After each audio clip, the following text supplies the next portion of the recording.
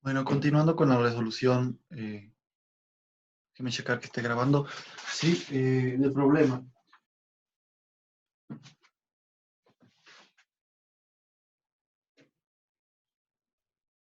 Repitiendo, a lo que llegamos es, pues, que el área de la elipse, R, es igual al área de la región 1 más el área de la región 2.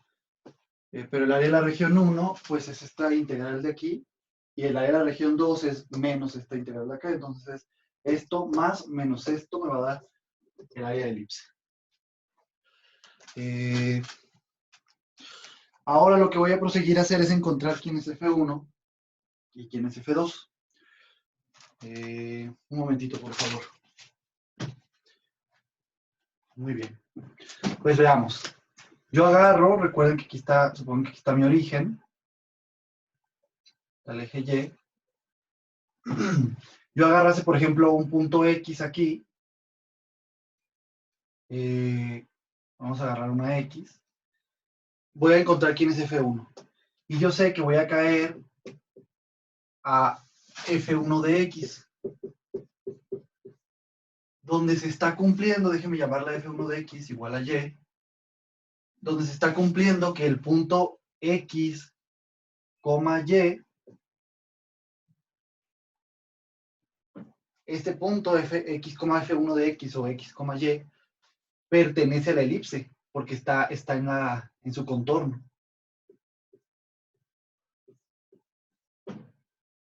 Entonces, no sé, o sea, lo que estoy queriendo descubrir es quién es f1 de x. Yo sé que ya existe, pero no sé quién es.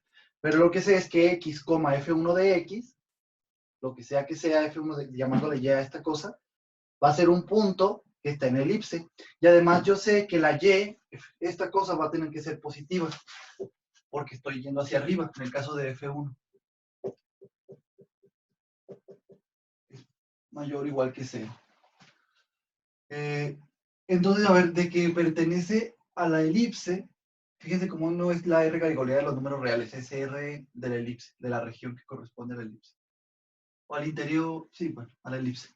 Yo sé que si dos puntos pertenecen a una elipse, aquí le puse que el semieje menor, suponiendo que B es menor, es B y el mayor es A. Esto va de menos A, y esto va de B a menos B y se está centrada. Entonces ustedes saben que la ecuación de una elipse es x cuadrada sobre el semieje mayor o el semieje en x al cuadrado más y cuadrada sobre el semieje en y al cuadrado para una elipse centrada y paralela. La ecuación es la siguiente, igual a 1. Entonces, en este caso, pues sería nuestra A de ahí y nuestra B de ahí. Estos serían esas constantes. Entonces, si x y y pertenecen a la elipse, para una x particular, agarro la f de 1 de x particular, que da estas dos cosas ya están fijas, están definidas, una vez que agarré x. Y yo sé que esta pareja ordenada va a tener que cumplir esta ecuación por estar en la elipse. Entonces yo puedo despejar de ahí y llegar a la conclusión que 1 menos y cuadrada sobre b cuadrada, perdón, 1 menos x cuadrada sobre a cuadrada, paso esto para allá y lo multiplico por b cuadrada porque quiero despejar y cuadrada.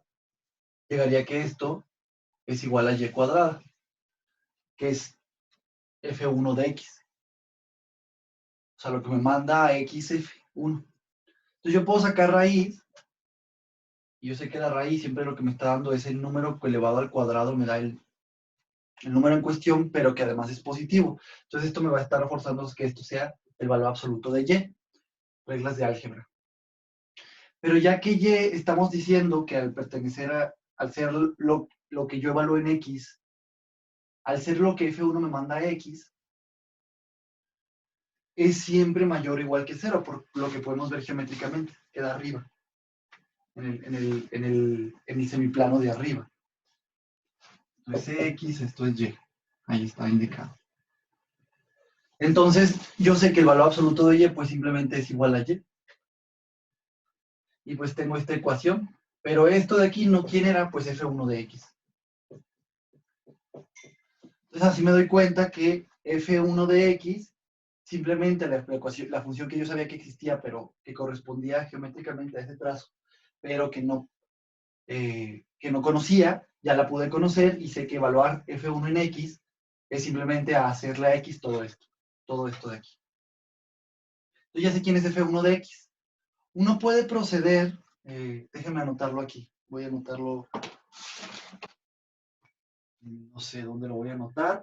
Voy a proceder a borrar la elipse porque ya no la voy a utilizar, si no me recuerdo. Como tal, nomás voy a usar su ecuación. Entonces tenemos que F1 de X va a ser igual a raíz. Bueno, si aquí yo saco raíz de estos dos términos, me va a quedar B. Me quedaría valor absoluto de raíz de B cuadrada, que es valor absoluto de B, pero como B estamos suponiendo su número positivo, es el semieje en Y y este es el semieje en X, entonces ya lo pongo así, por 1 menos X cuadrada sobre A cuadrada. Eso es lo que sería f de 1 de X. Esa sería nuestra función, cuyo dominio, por supuesto, es de menos A a. Y realizando un procedimiento muy análogo, nos damos cuenta que X evaluado en F2 de X va a parar a una cosa que le llamamos Y, sea una X fija pero arbitraria, lo evalúo en F2 de X, va a parar a una cosa a la que llamaré Y. Esa cosa pertenece a la elipse, el punto X, Y, pertenecería a la elipse, porque sería la parte de abajo que ve. Yo agarro una X, evalúo, voy a caer acá, entonces este es el punto X, Y, pues está en la elipse, está en el contorno de la figura. Entonces, por pertenecer, y aparte, ahora va a cumplirse que esa Y va a ser negativa. Entonces se repite, por estar en elipse pasa esto, despejo la Y cuadrada, saco valor absoluto, al sacar raíz, mejor dicho, saco raíz, me queda aquí el valor absoluto, déjenme borrar esto, y aquí pasaría esto de acá, pero como en este caso la Y es negativa, el valor absoluto de Y, o menor o igual que 0, va a ser menos Y. Entonces puedo multiplicar por menos, me quedaría esto, y esto ya sería F2 de X. Lo cual es muy obvio, ¿no? Porque es una cosa simétrica con respecto al eje X. Entonces F2 de X simplemente es F1, pero con signo menos. O sea, de manera muy análoga se realiza la deducción de quién es F2. Lo acabo de hacer rápidamente y lo pueden hacer más lentamente ustedes. Entonces, F2 de X sería menos B por raíz de 1 menos X cuadrada sobre A cuadrada. Y su dominio, el dominio de F2 sería de menos A también, en X. O sea, X puede variar aquí y X puede variar acá. Entonces yo tenía que, para encontrar el área de la elipse, eso iba a ser igual a la integral de F1 de menos A menos la integral de F2 de menos A. Pero dándome cuenta que F2 simplemente es menos F1, y sustituyéndolo aquí, lo que llego es que simplemente hay que integrar dos veces de menos a F1.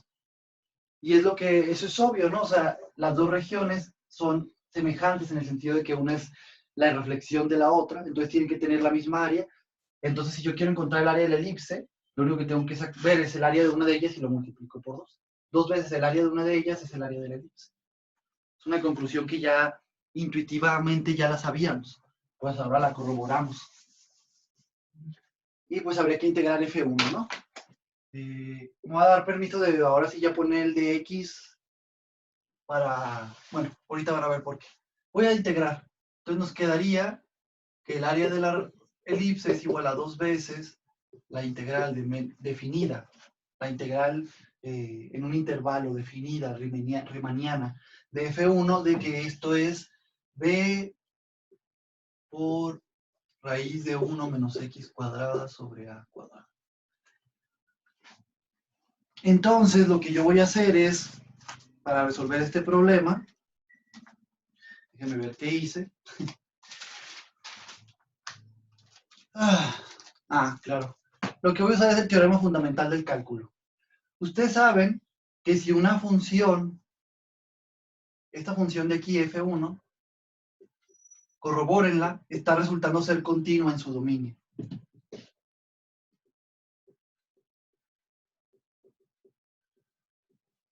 En su dominio. Por lo tanto, podemos utilizar el segundo teorema fundamental del cálculo que nos dice que si encontráramos una antiderivada de F1, déjenme llamarle F mayúscula 1, entonces la integral definida de F1 en un intervalo, o sea, de menos A, bueno, en un intervalo de un punto a otro punto, simplemente es evaluar la antiderivada en los dos extremos, en este caso el extremo superior, y evaluar la antiderivada menos la evaluación de la antiderivada en el extremo inferior, que es menos A en este caso. Aquí es usando el segundo teorema fundamental del cálculo, al darme cuenta que es posible porque F1 es continua, y aquí estoy suponiendo que existe su antiderivada, ¿no?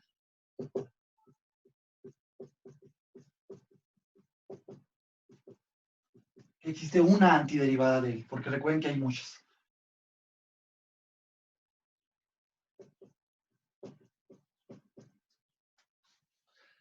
Entonces lo que voy a hacer es justamente eso. Perdonen.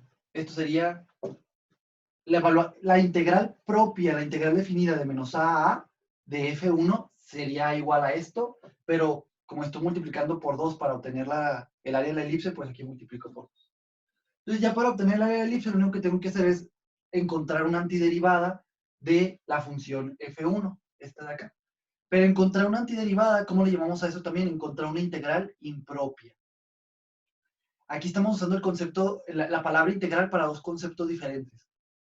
Una es la integral propia, la integral definida, o sea, la integral de una función particular en un intervalo dado, que ya sabemos que es, se refiere al número que es el límite de las sumas de Riemann. Es un número real, la integral propia es un número real, mientras que la integral impropia es una función, también conocida como la antiderivada. Cuando nos dan una función y yo integro riemannianamente, integro propiamente, integro definidamente, lo que me regresa es un número real, si está bien definido. Pero si yo integro impropiamente, indefinidamente, la integral indefinida, a una función, lo que me regresa es una función cuya derivada es la función dentro del símbolo integral. Entonces encuentro la antiderivada. Son dos conceptos diferentes que usan la misma palabra, integral. Y para distinguirlos, pues se usa integral propia, integral definida, integral riemanniana para el que nos lleva un número real, y lo que intenta medir es el área bajo la curva, mientras para que el concepto de dada una función lo que me da es una antiderivada, se usa la palabra integral acompañada del adjetivo impropia o indefinida, etc. Entonces lo que yo estoy buscando ahora es una antiderivada, una integral indefinida de F1. ¿Y cómo lo vamos a hacer? Pues por eso fue, chicos, debido al segundo teorema fundamental del cálculo, que conecta la integral indefinida, la antiderivada, con la integral definida en un intervalo, es que les enseñé todos los métodos de integración indefinido. O sea, cómo encontrar la antiderivada, la integral indefinida de una función. Y pues es lo que vamos a hacer. Vamos a intentar integrar indefinida. Ya no le voy a poner los extremos porque lo que estoy intentando hacer es buscar una antiderivada.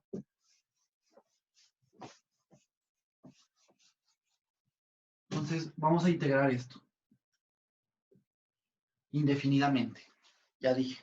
Probablemente no use ese adjetivo porque soy muy flojo al hablar, seguramente, por costumbre, pero voy a intentar estar diciendo indefinido para que se entienda que ahora estoy buscando una antiderivada.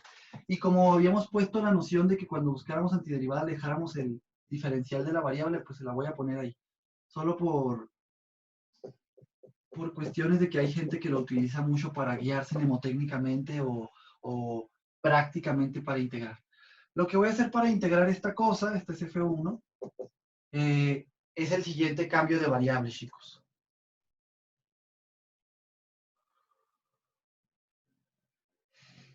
Yo voy a querer hacer que esto se vuelva un coseno al cuadrado. O sea, x sobre a quiero que sea igual a coseno de una nueva variable, déjeme llamarle teta. Entonces, si yo quiero esto, lo que tendría que estar pasando es que x de teta, o lo que es lo mismo x, va a ser a por coseno de teta. Y pues también de una vez saco la función inversa, ¿no? Que la voy a llamar teta de x. ¿Quién sería teta de x? La función inversa de x de teta. pues despejo, sería x sobre a me da coseno, entonces saco arcocoseno de esto.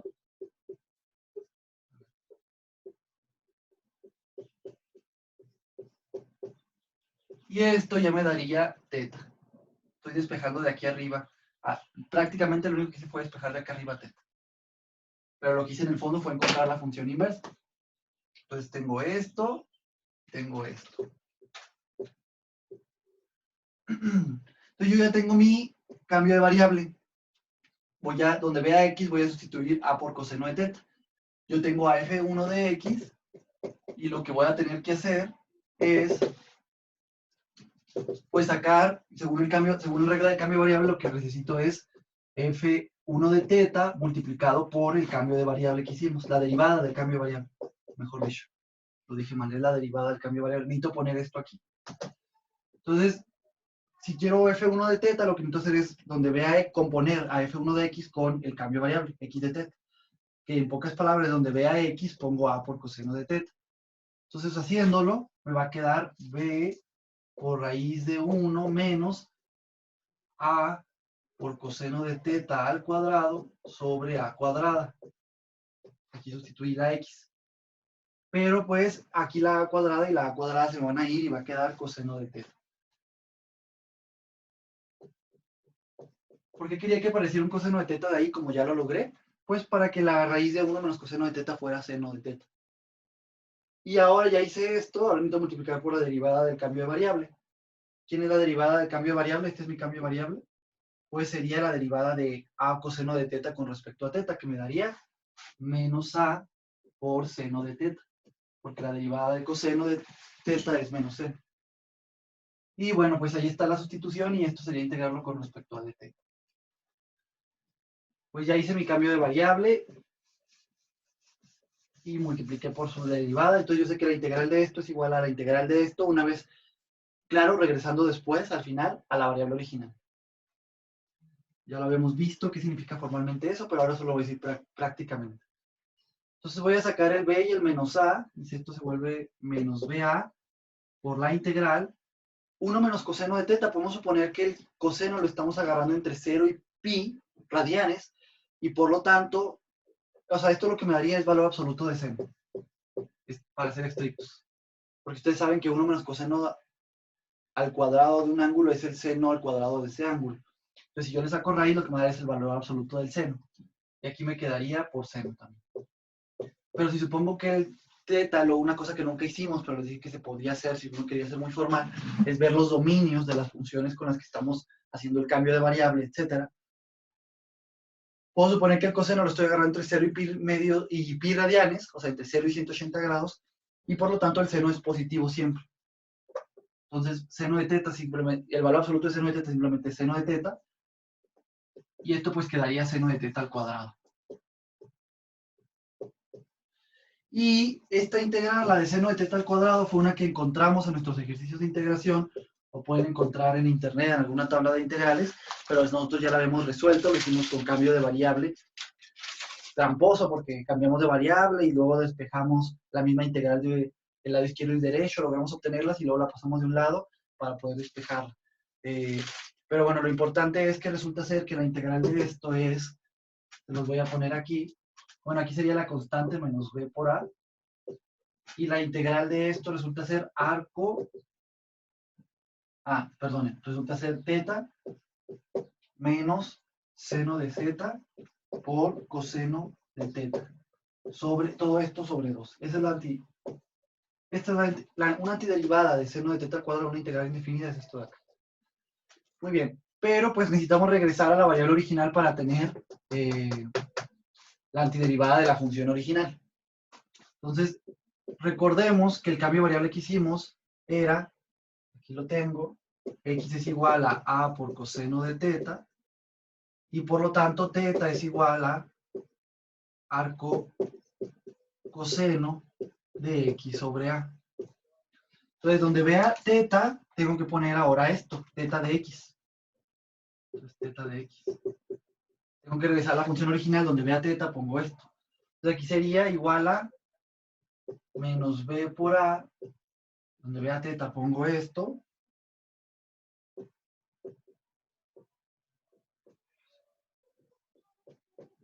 sobre A menos, tendría que poner ahí en seno de arcocoseno de X sobre A, pero es muy largo hacer eso, o sea, nos queda una composición muy fea y o sea, no sería incorrecto. Podremos sustituir y se quedaría seno de arcocoseno de X sobre A. Pero lo que voy a hacer es, me voy a reducir, se puede simplificar esa expresión y en vez de simplificarla directamente lo que voy a hacer es notarlo de aquí. X sobre A es coseno, o de aquí podemos ver del cambio de variable inverso. Entonces, de hecho aquí yo tengo un coseno, de una vez lo voy a sustituir. X sobre A es coseno, aquí lo puedo ver. Pero como X sobre A es coseno, entonces 1 menos X sobre A al cuadrado es seno al cuadrado y si saco raíz de eso va a ser seno, porque ya habíamos dicho que estamos en un dominio en el cual el valor absoluto del seno es igual al seno. Entonces esto quedaría, el seno quedaría 1 menos X sobre A al cuadrado raíz cuadrada de eso. Despejen de aquí. Y bueno, eso quedaría la antiderivada ya. Vean cómo esta función tan simple que se veía. ¿A dónde dejé mi? Aquí está.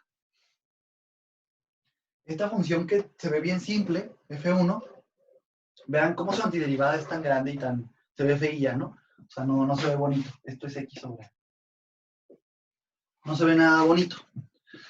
No lo voy a hacer ya con detenimiento, pero recuerden que lo que queremos es, ya encontramos una antiderivada, esta no sería nuestra F1 de X. Y lo que yo necesito es evaluar en A y luego restarle la evaluación en menos A. Se los dejo de tarea, evalúen, pero el punto es que esta evaluación va a dar, ya evaluando esta F1 en A, lo que da es 0 sobre 2, o sea 0, y evaluando F1 en menos A, lo que da es menos, da pi sobre 2, pero como tengo un menos, pues le pongo el menos aquí, y esto queda por 2. Disculpen. La,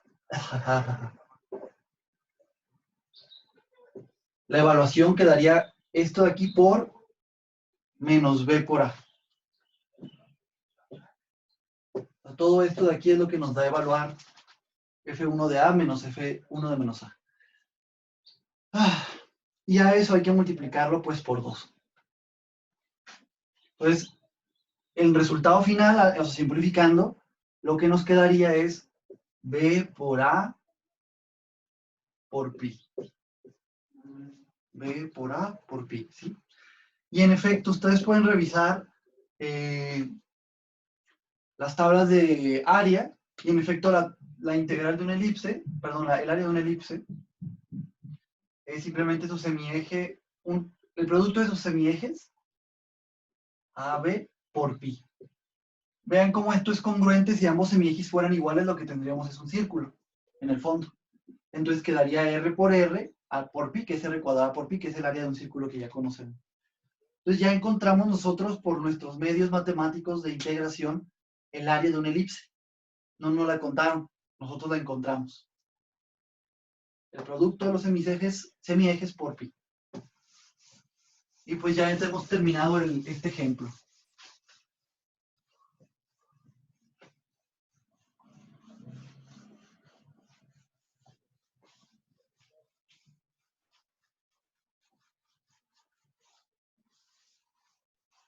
Ahora voy a continuar con los siguientes casos. Entonces este fue el caso, ver a una región como la unión de un número finito de regiones que se pueden ver como regiones bajo cierta función o entre cierta función y el eje X. Ahora vamos al caso 2, que es, bueno, al subcaso 2, que le llamamos T2, que era ver a R como la diferencia de dos figuras, así la resumimos. Ver a la región como la diferencia de dos figuras.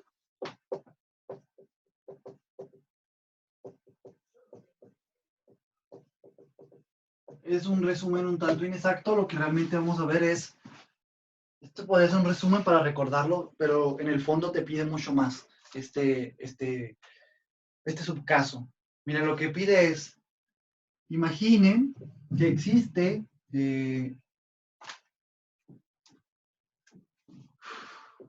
una región 1, una región a ver, mejor dicho, sea R1, R2, R3, y por supuesto está haciendo nuestra R, nuestra región con la que queremos buscarle su área. Entonces estamos intentando resolver el problema de cómo encontrar el área de una región cualquiera que nos dé.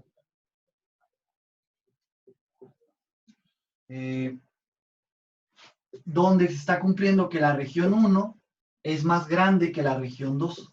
Es decir, la región 2 está incluida en la región 1. Es una subparte de ella, es una parte de ella. Y además está ocurriendo que la región 3 es de área 0.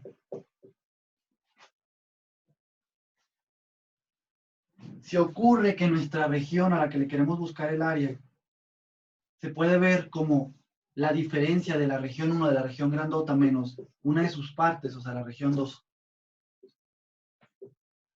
Ya a esto le unimos la región 3, que es una región sin área en el fondo. Si R se puede ver como R1 menos R2, y a esto le unimos una región sin área, se puede ver de esta manera.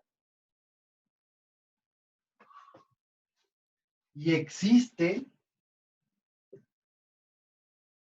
F1 de un intervalo 1 a los reales, tal que la región 1, la región grandota, se puede ver como la región bajo la función F1 o entre la función F1 y el eje X, y aparte esta función es integrable en su dominio, y lo mismo para la función F2, existe una función F2, para la región F2, disculpen, existe una función de un intervalo a los reales, esta función integrable en su dominio, tal que la región 2 se puede ver justamente como la región bajo esta función. Si todo esto está pasando, vamos a ver cuántas hipótesis son. Aquí solo nos están introduciendo los objetos, o sea, los objetos del teorema. Son 4 objetos, etcétera, ¿no? Está pasando dos cosas. La región 1 es más grande que la región 2. La región 3 es una región que, si bien no es vacía, tal vez, no tiene área. R se puede ver como la región grandota menos la región chiquita, que está incluida en la grandota. O sea, la diferencia entre estas dos regiones, unido en la región 3. Y existen dos funciones, tal que la región 1 se puede ver como la región bajo la curva de una de ellas, y la región 2 se puede ver como la región bajo la curva de otra de ellas. Y ambas funciones son integrables. 1, 2, 3. A esta la vamos a considerar una sola, 4. Entonces, si están pasando esas cuatro cosas, se puede concluir lo siguiente, chicos. Aquí está el entonces, estaría la conclusión. La conclusión que no pude anotar, luego vamos a llamarle C2, la que llame C2, va a ser la siguiente. El área de la región R simplemente va a ser igual al área de la región 1 menos el área de la región 2, y al ser R1 y R2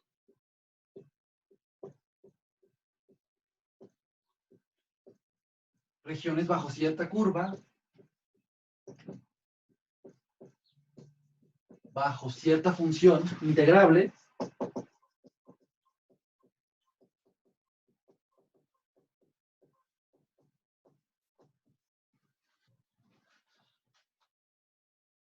pues entonces el área de cualquiera de ellas, tiene que ver con la integral definida de la función que le corresponde. Y pues sí, si estas son regiones bajo la curva de cierta función, regresamos al caso grandote primero, en el que si yo tengo una región que se puede ver como la región bajo cierta función o entre cierta función y el eje X, pues entonces hay varias formas de encontrar su área, ¿no? Usando la integral de la función original. Si es siempre positiva, la integral misma, o sea, si la función correspondiente a esa región es siempre positiva, entonces el área de la región simplemente va a ser la integral propia de la función. Si es siempre negativa, va a ser menos la integral. Si ni es positiva ni negativa, hay que dividir, etc. Entonces esta sería la conclusión 2, esto de aquí. Y ya que R simplemente es, el área de R simplemente es el área de R1 menos el área de R2, y pues en cierta manera podemos encontrar quién es R1 sabiendo la integral de, sabiendo quién es F1 y cómo integrarla, y de cierta forma podemos saber quién es el área de la región 2 sabiendo quién es F2, que sabemos que existe, e integrándola. Entonces, de cierta manera, el problema ya está resuelto, ya podríamos ver quién es el área de R, que era nuestro problema original. Queríamos conocer quién es esta cosa. Entonces, esto sería el subcaso T2 y esta sería la conclusión 2 y voy a verles un ejemplo particular para que entiendan qué está pasando. Este ejemplo va a ser meramente geométrico, no me voy a dar la oportunidad de integrarlo ya como lo hice con la elipse, pero lo importante es que entiendan la idea geométrica y ya después que lleguemos a la integración, pues ya solo sería eso, integrar, y ustedes ya saben integrar definidamente, sobre todo con el segundo teorema del cálculo es fácil, lo pueden hacerlo sacando el límite a mano, ¿no? De las sumas de Riemann o de las sumas superiores o de las sumas inferiores. Entonces, ejemplo podría ser el siguiente. Voy a checar que siga grabando, por favor, un momento.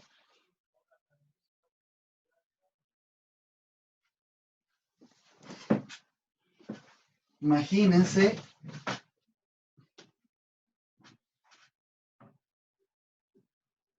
y tenemos nuestro sistema coordenado, nuestro sistema de ejes. Imagínense que tenemos una región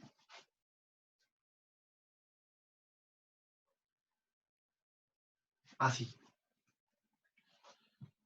La región que está aquí, dentro de, pues, del contorno que hice, va a ser nuestra región R. Imagínense que esta es nuestra región R a la que le decíamos encontrar su área. Observen que, pues observen lo siguiente.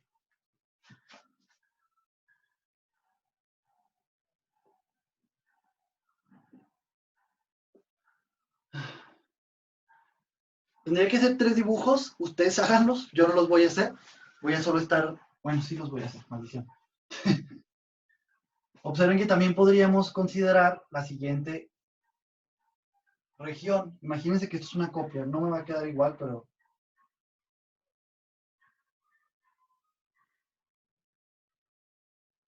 es una copia de esto. Podríamos considerar la región, esta es la región R, la siguiente región. Toda esta. Déjenme llamarla esta región R1. Y podríamos considerar otra región. Voy a intentar hacer otra copia de R.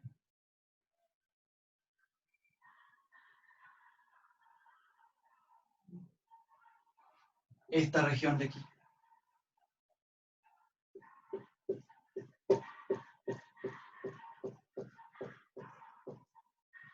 R2. Y hay una última región que va a ser este contorno,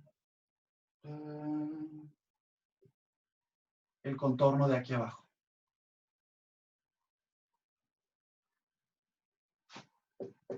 Esta va a ser R3. Nada más el contorno. A ver si puedo.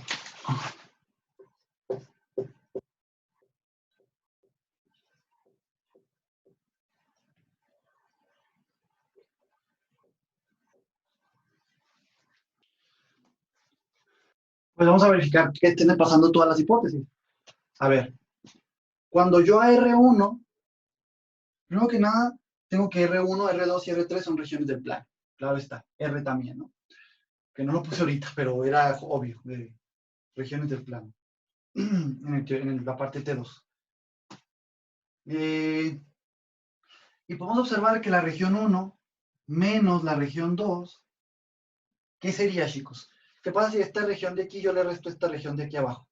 Observen que esta región de aquí abajo incluye a esta línea, a la línea de abajo, al contorno de abajo de la figura. Entonces, al incluirla, cuando yo reste a R, bueno, primero, otra cosa importante antes de eso, disculpen. Voy paso a paso. Las cuatro son regiones del plano. R1, R2, R3 y R. R1 es más grande que R2, R1 incluye R2, R2 estaría aquí. Sería esto de aquí. Eso sería R2. Entonces, claro, está incluida. Si está pasando que R1 es más grande que R2. R2 es un subconjunto de R1, normalmente. Déjenme borrar esto. Nomás quería indicarlo, pero no me gusta cómo se ve. Por otro lado, es obvio que R3 tiene área 0. Al ser una línea, la línea inferior del contorno inferior de la figura, pues tiene área 0. Y por otro lado, observen que R1 menos R2, la región grandota menos una subregión de ella, lo que nos estaría dando, chicos, es todo R, o sea, no, si yo la región R es toda esta, ¿verdad? Si a esta R1, perdón, la región R1, si a la región R1 yo le resto la región R2, que es lo de aquí abajo, incluyendo el contorno, lo que me va a quedar es, pues nada más esto. Voy a intentar dibujar con puntitos lo que quedaría. Solo quedaría esto. Esto sería la diferencia entre R1 y R2, pero sin incluir el contorno de abajo, porque el contorno de abajo también formaba parte de R2. Entonces, como lo estoy restando, este contorno de la figura, el inferior, no formaría parte de R1 menos R2. Entonces tendría que quitarlo. Lo voy a poner así como rayado, indicando que no está. Estaría todo esto de aquí menos el contorno de abajo. Pero si ahora yo a esta cosa le uno justamente el contorno de abajo, R3, pues lo que estaría obteniendo finalmente ya es la R, mi R original, que era todo esto. Todo esto con contornos y todo. Entonces así logré poder ver a R como la diferencia de dos regiones. A R1 le resto R2, me da R pero sin el contorno de abajo, pues le uno el contorno de abajo y ya llegó a R. Entonces está pasando esto, está pasando esto, está pasando esto. Y por supuesto, R1 se puede ver como la región bajo cierta función, entre el eje X y cierta función. ¿Qué función sería? Esta de aquí. Nomás la estoy indicando gráficamente. Esta sería gráficamente la función F1. Está existiendo una función de un intervalo a otro. Déjenme llamarla este intervalo A, B. De un intervalo, perdón, a los reales, no a otro. No. Este sería A, B. Observen cómo está existiendo una función. Déjenme iluminar más porque ya estoy perdiendo luz. Existiría una función de un intervalo a los reales. ¿De qué intervalo? Pues de A, B a los reales. Al ser continuo el trazo, va a ser integrable, por supuesto. Esto ya lo estoy dando por hecho, créanmelo. Pero es obvio por ese argumento que acabo de dar. Y aparte está ocurriendo que R1 se puede ver como la región bajo la curva F1, bajo la función F1. Es claro que todo R1, recuerden que R1 es todo esto, se puede ver como la región entre el eje X y F1. Y por otro lado está pasando lo mismo para la R2. Existe una función que sería justo este trazo. El contorno debajo sería justamente. Existe F2, sería esto de aquí. Pero visto como función. Esa curva, pero vista como función. Que parte también de un intervalo I2, que en este caso es igual al I1. A, B. A los reales. Y que es integrable, pues al ser un trazo continuo va a ser integrable. Y que está ocurriendo que R2 se puede ver como la región bajo esa función. O entre esa función y el eje X. Es claro que R2, todo esto se puede ver como la región entre esta función F2 que señalé y el eje X. Y pues están cumpliéndose todas las hipótesis. Y se están cumpliendo todas las hipótesis que podemos concluir. Las hipótesis del resultado que les puse ahorita. Podemos concluir que el área de R simplemente es igual a el área de R1, de la región grandota, menos el área de R2, de la región chiquita que incluía R2. Y ahí estaría, chicos. Ahí estaría ya. Y debido a que R, por ejemplo, en este caso muy particular, si nos diéramos a la tarea, si supiéramos quién es F1 analíticamente, numéricamente, pues la integral de F1 sería justamente el área de R1. ¿Por qué? Porque es una función siempre positiva. Entonces, en este caso particular, en este ejemplo en particular, si no, habría que investigar cómo sacar eso, pero ya sabemos que es una región bajo una cierta curva.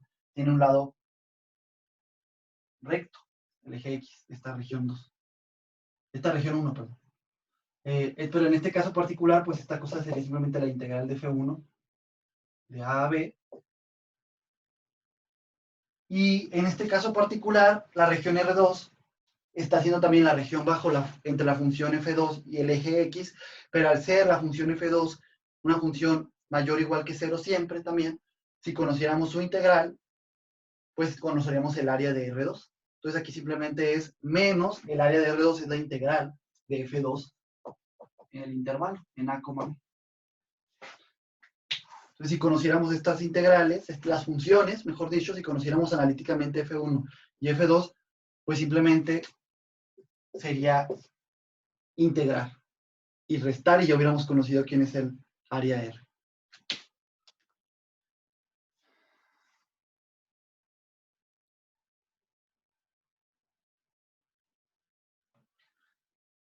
A ver, otro ejemplo para que vean cómo es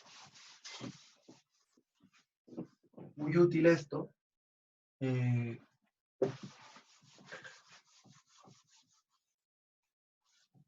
digo, aquí no voy a hacer uno analíticamente porque ya queda claro que solo sería integrar. Les podría dar funciones y ustedes tendrían que integrarlas, pero se supone que ya saben integrar. Entonces ya llegamos a la parte importante, que es saber al área de la región como una cosa que tiene que ver con integración propia. A esa parte ya llegamos. Ya no voy a poner funciones particulares ahí. Podrían ponerlas ustedes si gustan. Otro ejemplo, que es un poquito diferente al anterior, pero imagínense que tuviéramos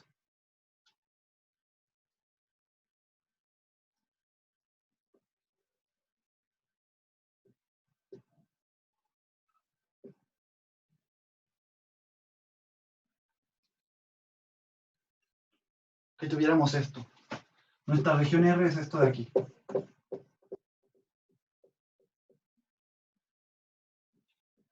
Esta sería R. Imagínense que R1 pues va a ser todo, ¿no? O sea, va a ser todo esto. Intentando poniéndolo con otra notación, voy a usar líneas verticales. Sería R y aparte lo que está aquí. Y R2, pues sería, voy a llamarle a este punto C y a este punto D.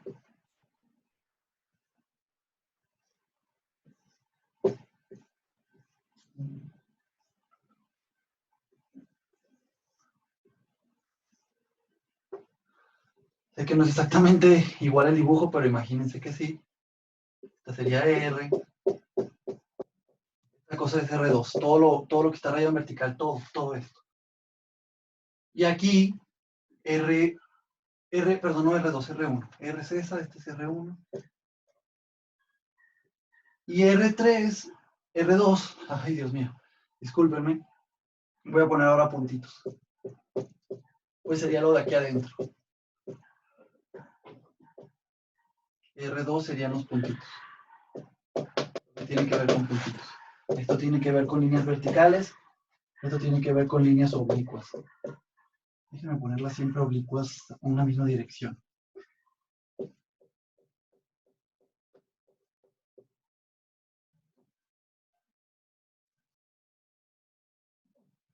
Bueno, sí, aquí sí, porque esto incluye a R1.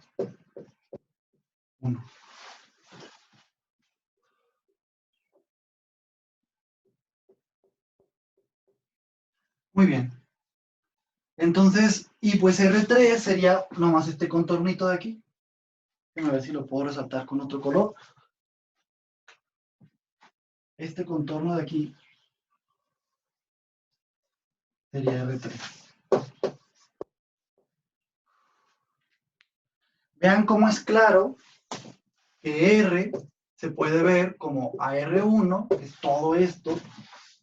Voy a poner ese contorno que diferencia, también lo voy a resaltar de otro color, para que diferencie justamente. No se note. Observen que R simplemente va a ser R1, a R1 todo esto, le resto R2, la región punteada. Pero R2 también incluye el contornito este de aquí, el inferior, el interior, este contorno interior. Entonces lo que yo tendría es AR menos este contornito. Entonces si yo quiero tener a toda R, lo que tengo que hacer es volverlos a unir. Sería unión R3.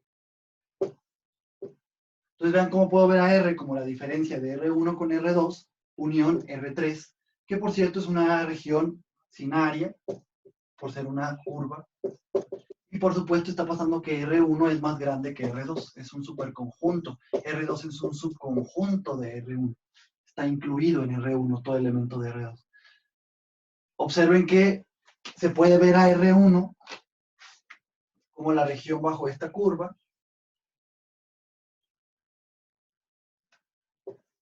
La de F1.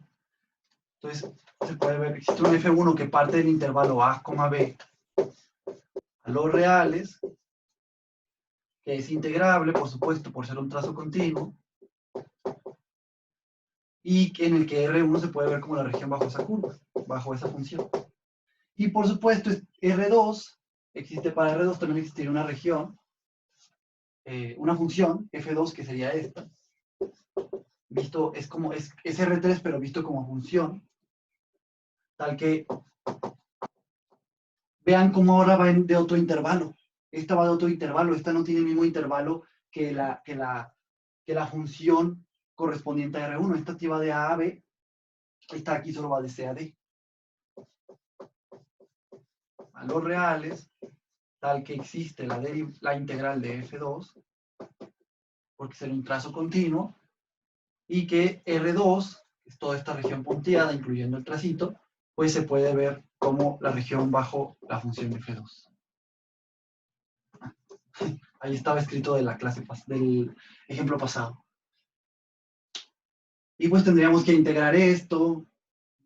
O sea, ya podríamos concluir por todo esto, pues que el área de la región R obviamente simplemente es el área de la región R1, de la grandota, menos el área de la región R2. Y al ser ambas regiones bajo funciones siempre positivas, pues la integral de F1 es el área de R1 y la integral de F2 es el área de R2. Entonces solo habría que restar las integrales propias, definidas. Sería otro ejemplo. Entonces vean cómo no necesariamente tienen que partir del mismo intervalo.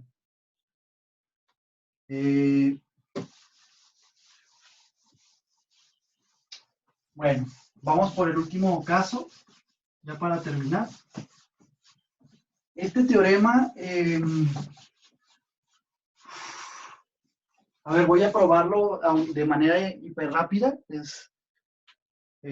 Lo que voy a hacer es, si en efecto está pasando, bueno, vamos a probarlo. Perdón, R1 menos R2 unión. Por hipótesis está pasando esto, ¿no? Hay que probarla. Partimos de las hipótesis y hay que llegar a las conclusiones. Entonces, es claro, unión, esto es una unión, discúlpenme. Es claro, chicos, que R1 menos R2 intersección R3, o sea, lo que saque de esta diferencia, intersección R3, la otra figura, va a tener área cero. ¿Por qué es obvio esto? Porque esto es un subconjunto de R3. Todo lo que esté aquí a fuerza tiene que estar en R3. Y R3 ya tiene área 0. Entonces no es posible que algo más chiquito que R3 vaya a dejar de tener área 0. Entonces eso es algo claro, ¿no? Es intuitivamente claro. Entonces por esto es que esto tiene área 0. Y entonces como podemos ver a R como la unión de dos figuras, esta, el resultado de esta diferencia, y esta de acá, que son pseudo ajenas, entonces puedo usar la conclusión del resultado de suma de áreas y me diría que el área de R simplemente es la suma de estas dos áreas.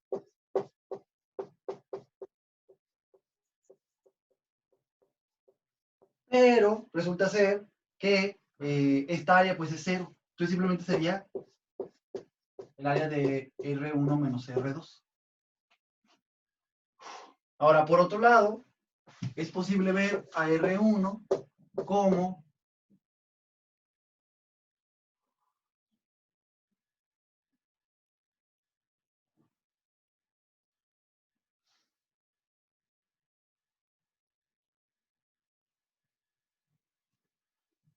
estaba pensando que estos resultados que les he puesto están omitiendo una hipótesis importante, y es que siempre se puede encontrar el área de estas regiones por las integrales que conocemos.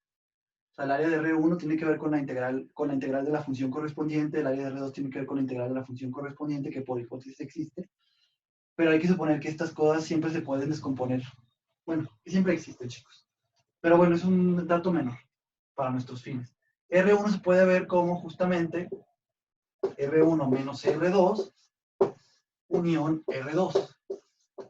Esto es válido porque R2 es un subconjunto de R1. Entonces, cuando yo a R1 le quito todo lo que está en R2 y luego se lo vuelvo a poner, pues lo que tengo es R1 original. Es una igualdad de conjuntos. Es fácil notar que siempre va a pasar que todo lo que está en R1 va a estar acá. Lo complicado es probar que todo lo que está aquí también está en R1.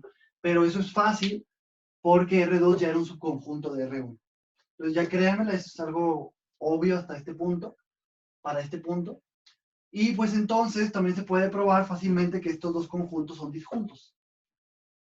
R1 menos R2 intersección R2 es vacío.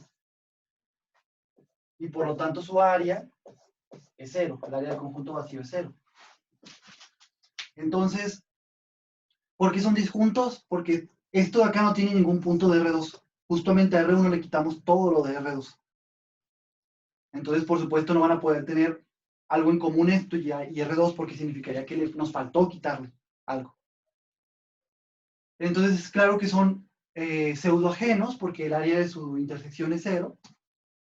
Y al ser pseudoajenos, puedo usar otra vez el resultado de suma de áreas y quedaría que el área de R1 simplemente es igual al área de R1 menos R2 más el área de R2. Y pues de aquí puedo despejar y queda que el área de R1 menos el área de R2 es igual al área de R1 menos R2, o sea, el área de la región 1 restada con la región 2, lo que sobra, pero esto de aquí era el área de R. Esto era justo lo que queríamos probar, que el área de R es igual al área de la región 1 menos el área de la región 2. La parte de que las áreas de R1 y de R2 tienen que ver con las integrales de sus funciones correspondientes, o sea, las funciones de las cuales debajo, la región debajo de ellas es R1 y es R2, una y otra, pues tiene que ver con el caso anterior que vimos grandote. Es claro, pues. Y pues ya está probado. Fíjense cómo estamos usando fuertemente el resultado de suma de áreas para probar esto. Es un resultado que no les probé, pero es pues relativamente intuitivo, ¿no?